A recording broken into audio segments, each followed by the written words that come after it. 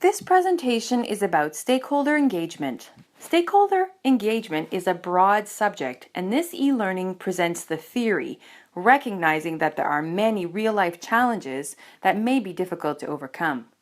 We have therefore included some concrete and real-life examples throughout this course.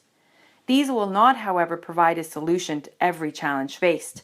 This e-learning provides the perfect world view of what stakeholder engagement is and how it should be executed. But it is fair to say that no national standards body applies every single principle to the letter.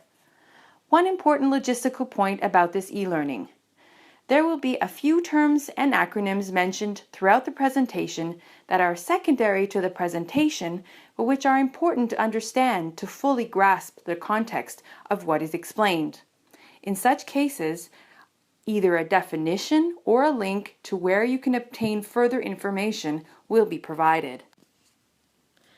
Before we launch into the theory about stakeholder engagement, it's key to review why stakeholder engagement is so important. Involving stakeholders helps ISO to develop standards that meet market needs.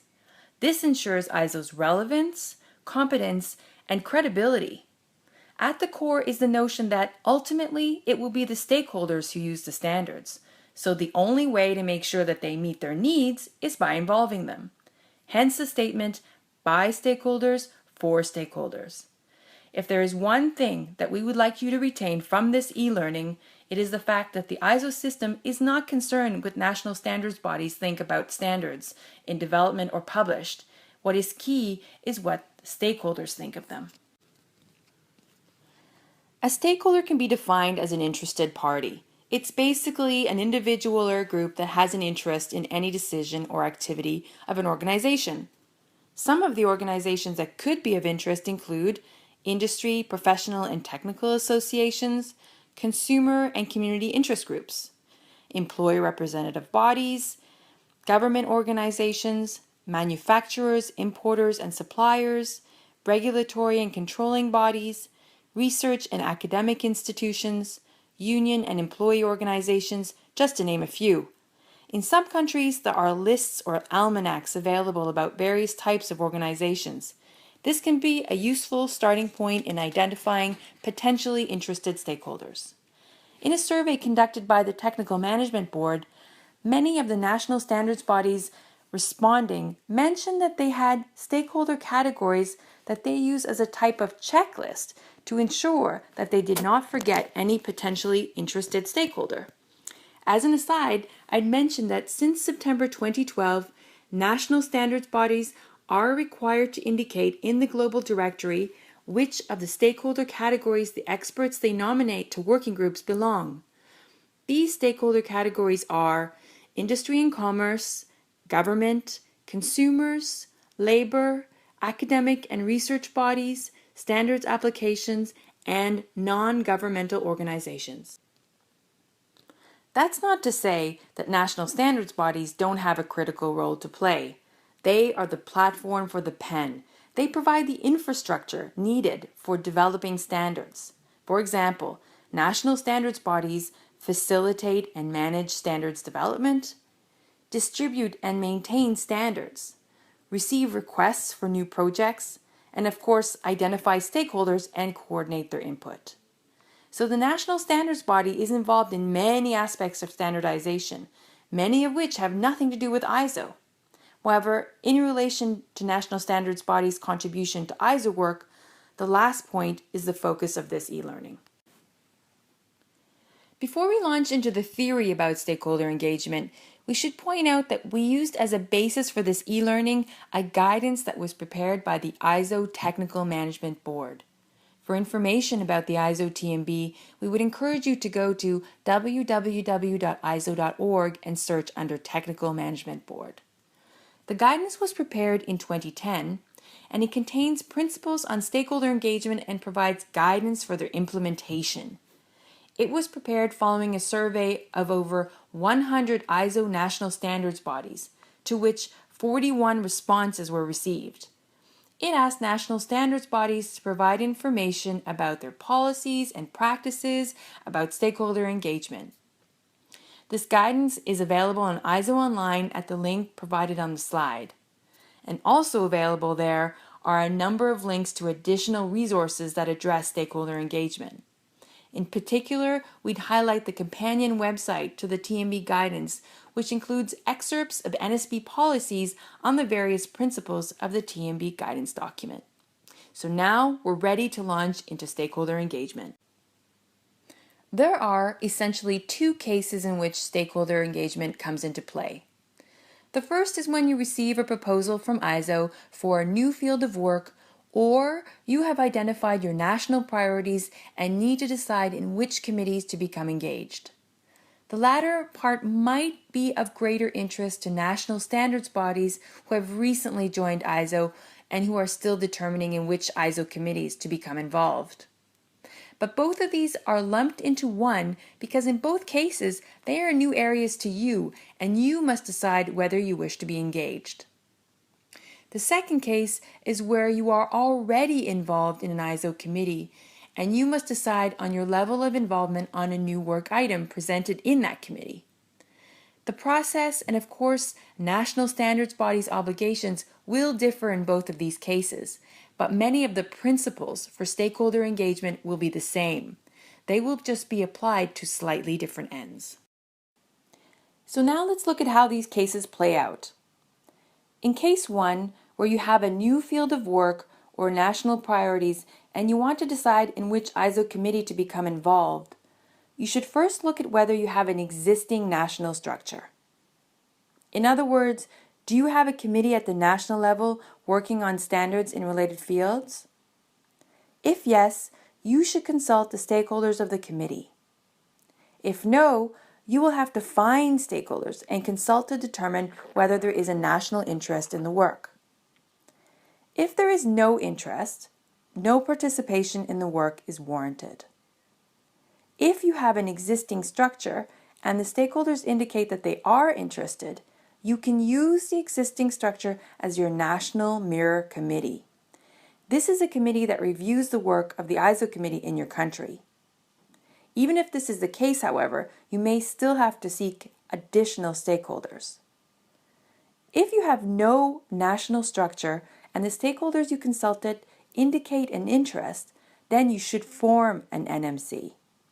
In both cases, whether through a new or existing structure, these would select national delegations to the ISO committee.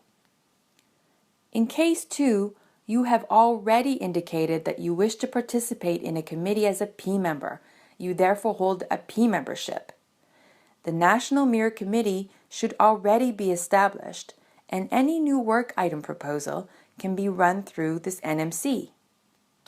The stakeholders should already be part of the committee, though it may be necessary to reach out to get more stakeholders.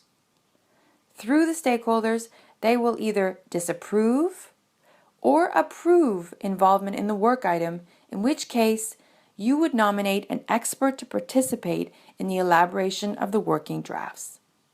Of course, the key distinguishing element between case 1 and case 2 is the fact that as a P member of a committee, you are required to vote.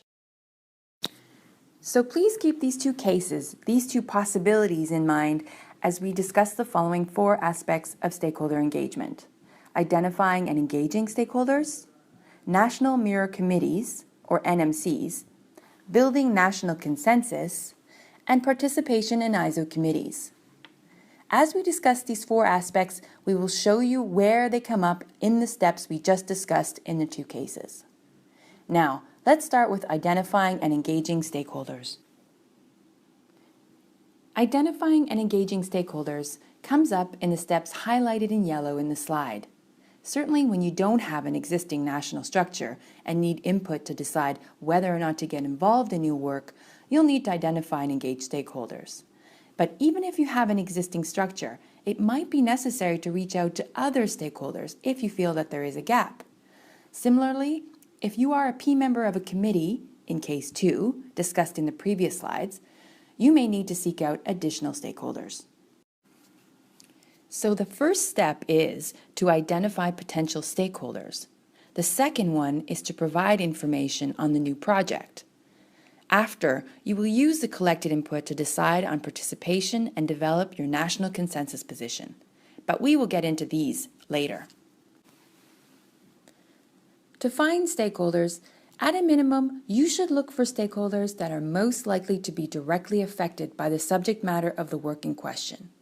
This isn't always easy, but the information you need to assess the nature of the stakeholders who could be interested should be indicated in the proposal for the new work. Whether you use checklists of types of potentially interested organizations or stakeholder categories like the ones that were mentioned earlier, the more broadly you cast your net, the better. Once you have identified the stakeholders who are most likely to be interested in the subject, there are two possible approaches you can take: the proactive approach and the passive approach. The proactive approach entails active outreach and communication to the stakeholders most likely to be interested. This can take many forms. You could, of course, email or call them, but here are additional means that came out of the survey conducted by the Technical Management Board. Send information packages. Hold workshops or seminars or information meetings. Launch a survey. Include an item on the agenda about the ISO work in an existing regular meeting. Ask to be invited to the organization's meetings to discuss the new work. Contact trade ministries. Use iSolutions. Look for stakeholders amongst existing customers of your web store. The passive approach is equally important because you might be able to reach a bigger audience with potentially fewer resources. For example, you could post information on your website, publish an article in a general newspaper, publish an article in a specialized magazine or other publication. Wait until the work has begun. More stakeholders may become interested. Basically, the principle is to think about how and where you are most likely to reach your targeted stakeholders. Consideration of which information will be relevant and how it should be made accessible to your targeted stakeholders is key. This is your sales pitch. In other words, what would the involvement bring to them? You should be able to explain the context of the work at the international level, including by explaining ISO and the NSB's involvement. But you should also be able to explain the national context. This can include a discussion of the economic priorities, how this impacts the stakeholder groups, any relevant trade agreements, or any relevant legislation. You may also need to explain various aspects of ISO and your NSB processes. Do you have a strategic plan? Do you have an advisory process? And if so, what is it? Do you have steering committees? Do you have oversight or approval processes? We recognize that there are real-life challenges in fulfilling the above, such as resources. You may find the perfect stakeholder, but they don't have the resources to participate. These are real concerns, and the solutions to this problem will differ depending on your national context. For example, you may wish to seek out government funding or other sponsorship. There is also limited funding available from ISO-CS for developing countries.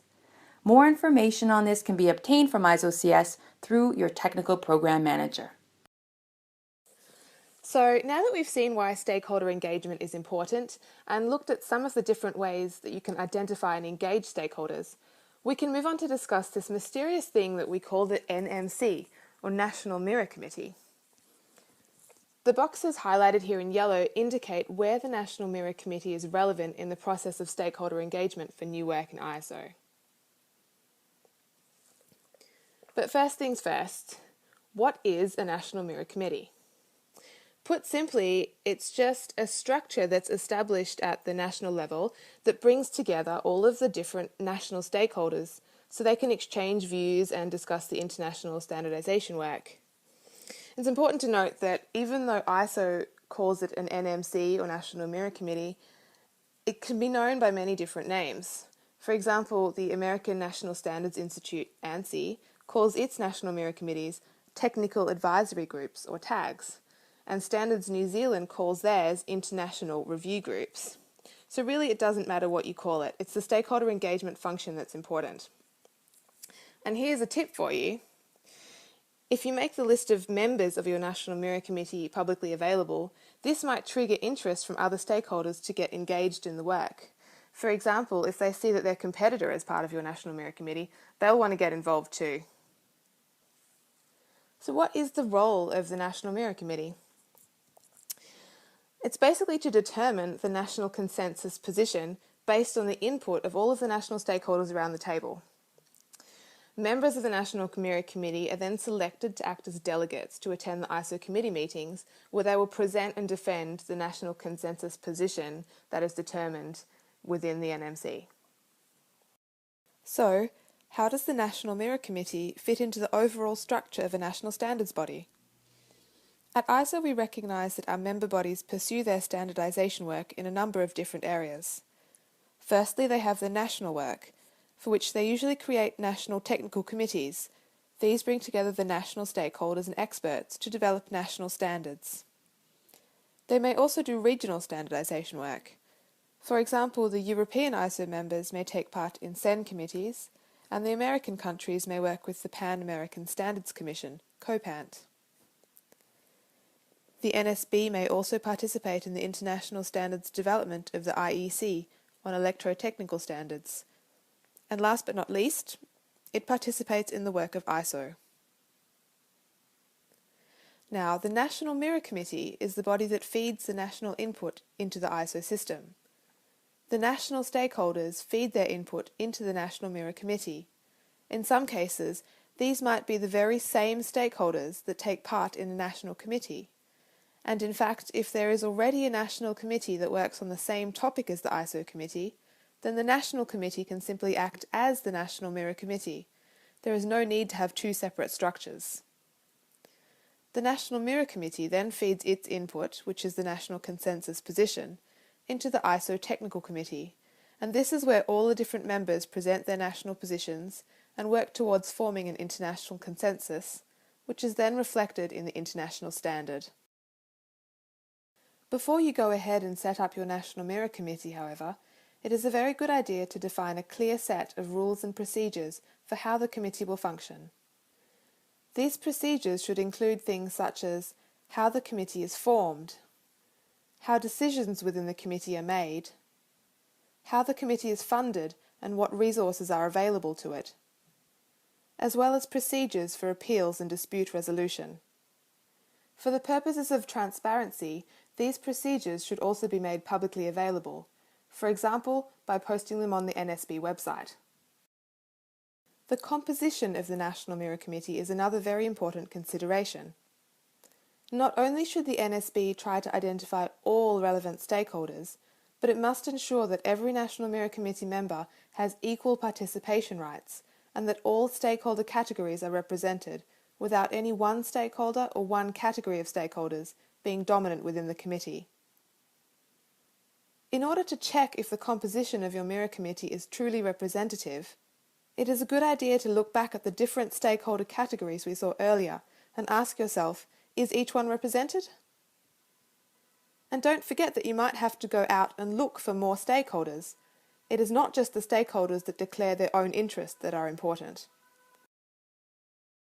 It is also highly recommended that National Mirror Committees maintain records of all of their decisions and that they regularly review the composition of the committee. This is just to make sure to maintain representativeness of all stakeholders and stakeholder categories. And finally, training is an important responsibility of the NSB towards its National Mirror Committees. For those new to international standardisation, it will be necessary to provide basic training on ISO's standard development practices. For example, the rules of the standard development process that are set out in the ISO directives. And for the leadership of the committee, the chair especially, it would be beneficial to provide training on facilitation and consensus building skills. And don't forget that ISO does provide resources to help NSBs with these sorts of training needs, and you can find more information on ISO's website. Once you've defined the rules and procedures for how the National Mirror Committee will operate, you can go ahead and form the National Mirror Committee. Now, as we mentioned earlier, if there's an existing national committee working on the same subject, that national committee can act as the National Mirror Committee. Or perhaps a subset of stakeholders from the National Committee can act as the Mirror Committee if, for example, the ISO work is on a narrower, more specific topic which forms only part of the scope of the National Technical Committee. And if resources are scarce, it is possible to have one National Mirror Committee following the work of several ISO committees working in related subject areas. It's also important to note that stakeholders can still contribute input without actually joining the National Mirror Committee. If stakeholders lack the resources to become members of the committee, the NSB can still collect their comments and make sure they're heard and considered in the Mirror Committee. They can do this, for example, by conducting a national public inquiry ballot. And of course, for any committee to function well, it requires skilled leadership. And therefore the role played by the National Mirror Committee Chair and Secretary are crucial to its good functioning and success. The main role of the Chair of the Mirror Committee is to make sure that all of the voices are heard. The Chair must remain neutral and lead the diverse group of stakeholders towards consensus. The Chair therefore needs to have very good facilitation skills and dispute resolution skills, as well as technical knowledge of the subject area and an understanding of the ISO process. The Chair is usually chosen from amongst the members of the National Mirror Committee and is someone who is accepted and respected by the members of the Mirror Committee.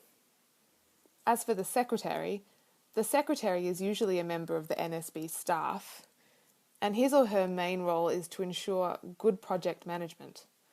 That is, to make sure that ISO's procedures are followed and that the Mirror Committee works effectively to provide input to the ISO process. To be run effectively, however, a secretariat does require adequate resources. And if these aren't available within the NSB, a secretariat can be outsourced, as long as there is a contractual agreement and monitoring by the NSB. Now we will discuss the elements of building national consensus. As you can see, consensus is applied at almost every step throughout the process to determine national interest, to decide on whether to participate in work, and to establish national positions. The definition of consensus is taken from Clause 2.5.6 of the ISO-IEC Directives Part 1.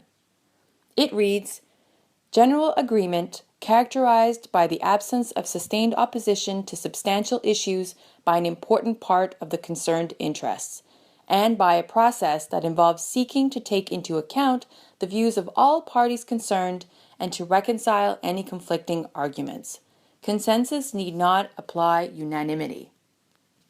The key aspects of the definition are highlighted on the slide: absence of sustained opposition, by an important part of the concerned interests, take into account the views of all parties, to reconcile any conflicting arguments, and consensus is not the same as unanimity. This means there are cases where not everybody will agree. The definition allows for disagreement, but the leadership must apply the various elements of the definition to assess whether or not there is consensus. The NSB processes around consensus should respect the following principles. All parties are to respect and support the consensus position in ISO activities. This means that, while there may be those that disagreed or continue to disagree with the national consensus position, all parties involved in the process must now respect and support the consensus position once it is established. NSB comments and votes should reflect consensus positions.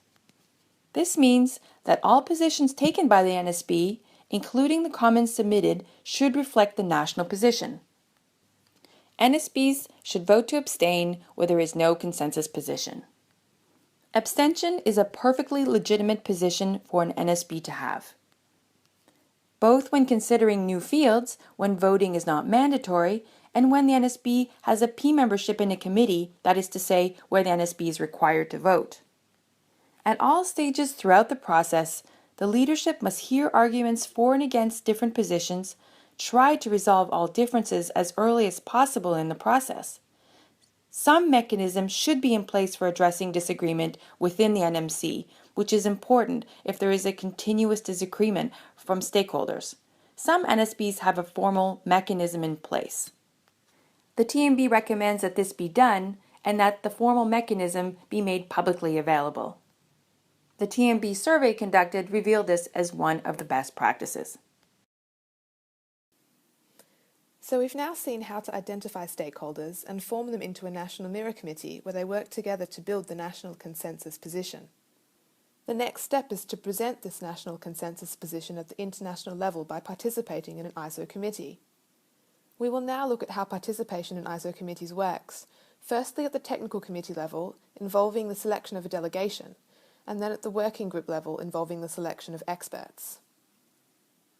Participating members in ISO's technical committees, or P members as we refer to them, will all have selected a delegation to represent their national consensus position at the international level.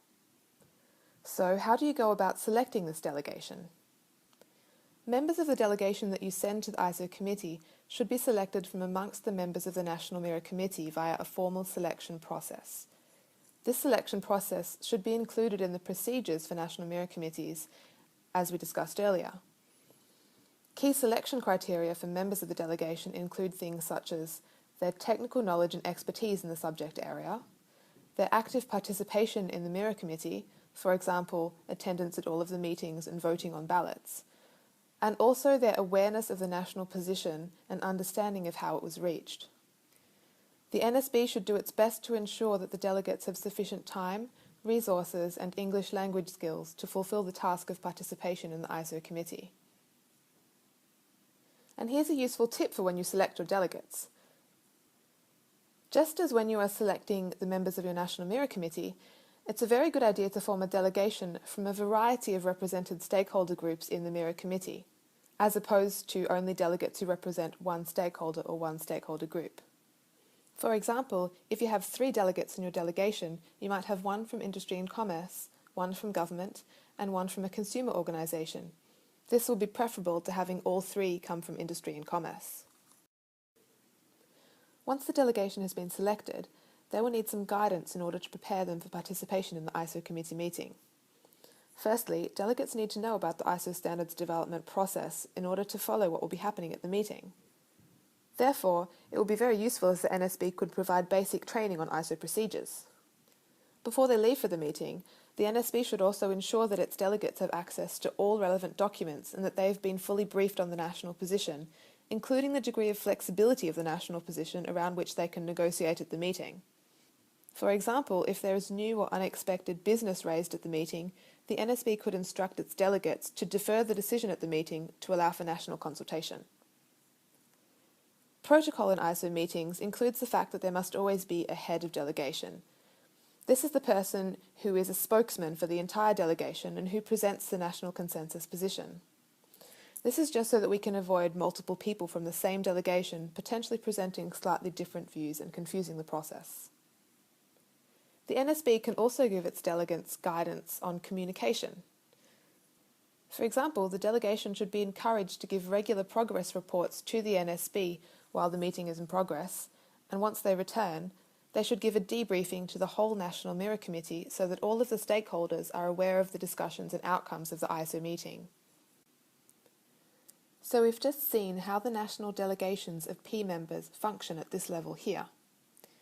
Now we're going to look at what happens when you want to participate in the development of a new work item proposal.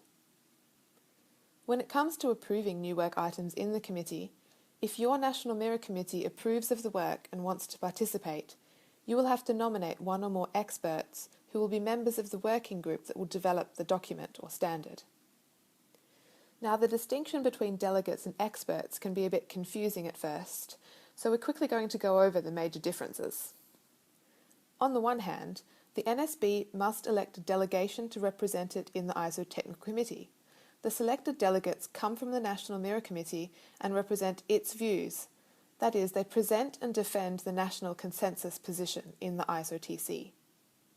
On the other hand, if the NSB wants to participate in the drafting of a particular work item, it must send experts to the working group. These experts represent themselves. They act in a personal capacity and they are there to share their technical knowledge. When the working group reaches consensus on a draft, for example, It sends its draft and recommendations to the parent technical committee, where all of the national delegations review it and make the decisions. Now for a few guidelines on how to select the experts that you will send to the working groups. Since the experts are the people who will actually be drafting the work items, that is the standards or other deliverables such as technical specifications or technical reports, the main selection criterion is really their technical expertise in the subject area. As is the case for selecting delegates, the expert should also be selected from amongst the members of the National Mirror Committee. As we saw in the previous slide, the main difference between a delegate and an expert is that the expert represents him or herself. He or she should certainly know the national position, but must act in a personal capacity within the working group. NSBs should also instruct their experts to communicate regularly with the National Mirror Committee and the NSB and give progress reports as the drafting of the document progresses. And that brings us to the end of this e-learning module on stakeholder engagement. Hopefully you will now have a bit of a clearer idea of what stakeholder engagement is, why it's important, and how to do it. To summarise the main points, in this presentation we have looked at how to find and engage stakeholders for new work in ISO, with examples of some different strategies you can use. We have discussed what a National Mirror Committee is, how to form one, and how to build a national consensus position. And finally, we've provided some guidance on how to select delegates and experts to participate in ISO technical committees and working groups. But another important message that we really want you to take away from this e-learning module is that there are many resources available from ISO to help you with stakeholder engagement, and you can find them on ISO's website. And of course, if you have any questions at all, please don't hesitate to contact ISO's technical policy team by sending an email to tmb@iso.org.